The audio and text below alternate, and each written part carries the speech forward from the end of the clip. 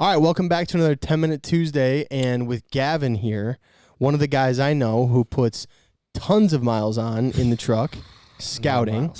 I wanted to do a little off-season refresher on scouting, the process of going through it, kind of where you start, where most people start, and like what that looks like, right? So I think one of the things we get asked all the time is a lot of people try to like figure out the difference between like a roost versus a loaf versus especially like if you're going to start scouting for the day. Are you starting at water? Do you have kind of a list of fields you want to check? Is it like based on what you've heard from people about areas? Like what's your process you go through? For me, like around home. Yeah. Around home, I generally start so I start scouting a little different than most guys. I like to get ahead and figure out what crops are where, because then I can break it down differently. So, like, we don't have a lot of small grain around. So, like, there's only just, say, 10 small grain fields within 5 miles of the main roost I know. Mm-hmm. So I mark those right away, and I know where they're at. So that way, like, for me, I can't always – I try to be out the door, like, at sunrise or before and be at water at sunrise. So when birds are getting off, I can follow them to where they're going.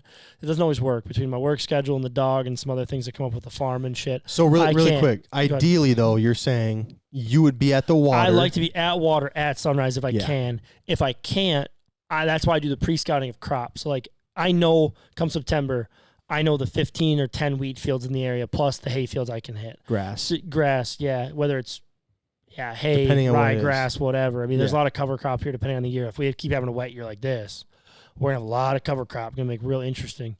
But like, if I know like, hey, I can't make it to the water, I know they're already off, then I do a loop and I check those fields and I just pick my best gut feeling to where to go or what I've had past experiences on. And then that changes as the year goes.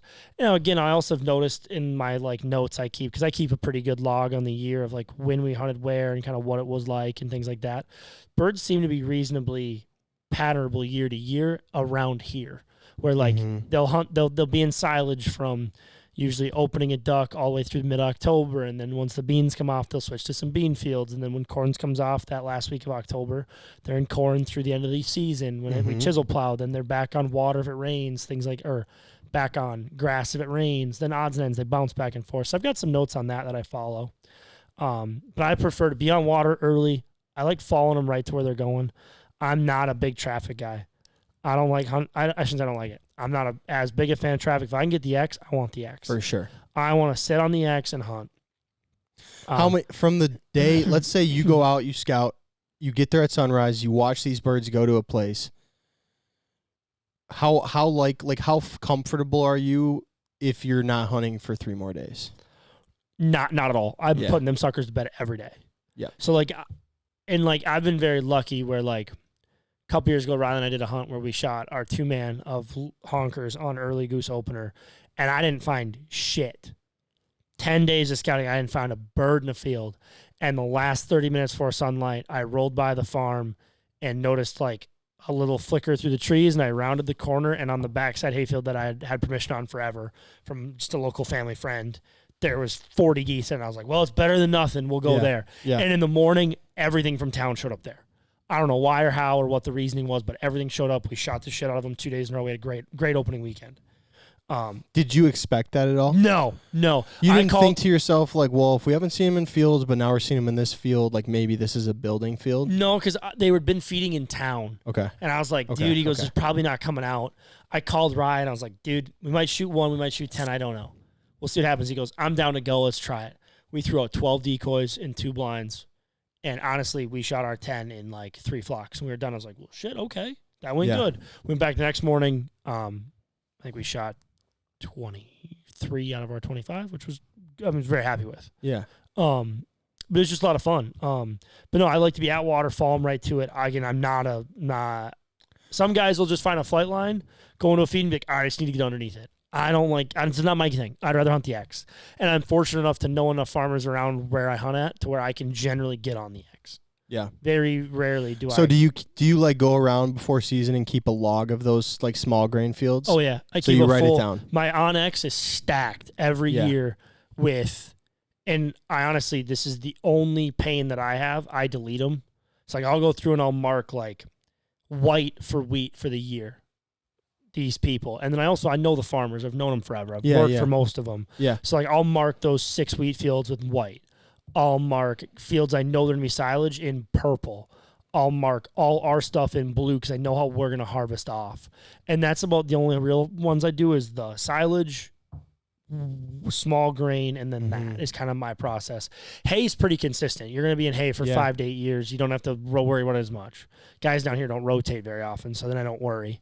But yeah, no, that's my process. Always, I like to follow them right to it. There are plenty of guys, I know guys that just get up and they just start driving and they see birds flying and they follow birds flying, or they find a couple feeds and they watch where the birds are coming from and they backtrack. I do that all the time. That's fantastic. And there's nothing wrong. It all depends on the time too. If I work late, afternoon scout, I don't set water for afternoon scout. Yeah, because that's mostly like, a lot of the time it's a shit show. You never know. They could be on. We have 7 or 8 different loaf ponds inside town where I can't get to them or I can't really see them from the road. Yeah. I'm not doing that. I'm just going to pound pavement on my loop, and the loop I make's like a 12-mile total loop around the area that I hunt consistently. If I'm not finding anything or I'm not seeing anything in the mornings, then I expand and go from there. Yeah. But then more miles I can put on. So what about this? You go to a new area. Brand new? Yeah, like a place that you don't, at least like you're not. North Dakota. Yeah, you're just not familiar with the situation. I'm finding every major lake and water source they have. I start there. So I like to show up personally, like just say the day before. I'm going to show up in the morning. I'm just going to pound roads. I'm going to learn the road system. I'm going to pound the roads. I'm going to find where the birds are coming off. I'm not even going to follow them. I'm just going to find where they're coming off water. I want to find every roost. Then you go get breakfast. You talk to some local farmers. You chat them up at the cafe. You buy a few people cups of coffee. You see what's what. Most guys will give you some tidbits, some information here or there. Who will let you hunt? Who won't? Who's got decent stuff? Who's got good high ground? Whatever. How the harvest has been. Where guys are at. All right, I know that. Now I pound pavement all afternoon. I'm looking for loaf spots. Oh, they loaf on the same roost, but they loaf in a different spot on the roost. All right, so if I know they loaf here, but they roost here, that works. That's what I want to know. Then that night, now I'm following you to cut fields. Now I want to know where you're going. Yeah. That's always been my process. So you're comfortable saying that in your mind, you go to a new place, you have at least 24 hours of scouting without hunting. Oh, yeah. I always account for a full day to day and a half of scouting before I hunt. Same. At least. I think unless you like have something in the morning that you're like, no, this is killer for tomorrow. Yeah. Like, let's go have some funsies maybe. This afternoon. I will say this. I won't name the states. I have gone to 2 states where, like, my game plan was to drive until I found a mass amount of birds, and I hunted the same day because I drove and I was like, oh, there's 3,000 or 4,000 honkers in that field. Let's get off here. I'll find the closest motel. And then I just branched out, and we found 5-6 feeds that size. Yeah. Like, okay, we're golden. We hunted that night. Yep. Like, I've had that happen where then we traffic hunted one of the feeds, and in the morning you've locked down 3 feeds, you hunt 3 days, you scout, you hunt, you scout, you do it that way. Yeah.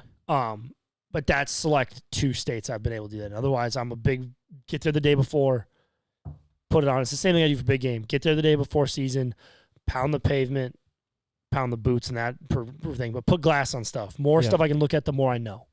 Yeah. So that's always been my process. Yeah. Yeah. I mean, we always say the same, some of the same stuff for sure, but like the biggest things are find water. Yep. Like water's first huge. thing you got to do is you got to find water, and then you got to have crops. Yep. And then like it also huge depending where you're at. Like central North Dakota, there's water everywhere. Everything can be a roost technically if you really wanted it to be. Yeah. So like I don't focus as much in there. I focus on like that first morning, just driving, seeing where birds are coming off of. I don't even look for the water. I just look for mass amount of birds on water. Yeah. All right. Now you go to Kansas, there's only a couple of roosts. We can narrow it down real quick to where I'm looking. Oh, they're going here. Okay, they're on the river. I can find them. Nebraska, same thing. Yep. South Dakota, crapshoot. Enough damn potholes. I don't know. Totally depends. So, yeah, Montana. Depends on the area. Yeah, Montana, couple. Typically, though, you want to find where they're roosting. Yep, I want that roost. Yeah. I do, because I want to follow you to a feed. I don't want to trap account. For sure. Well, the other thing is just finding that roost and having good numbers on it. Even if you find that, you need that next morning, let's say, to scout, at least you've got birds. Well, then you know where to start the next day. For sure. You pound pavement the first day, put on 60, 80 miles, whatever it is, and then you're like, okay, I found 4 roosts within a 6-mile area. I know I can concentrate my efforts here. Yeah.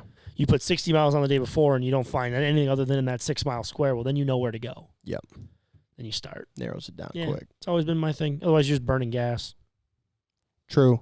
Gas ain't cheap. True. Right, Carter? True. All right. Thanks for listening, Gavin. That was a great 10-minute Tuesday. Thank you. Try. Appreciate it. We'll see you guys in the next one.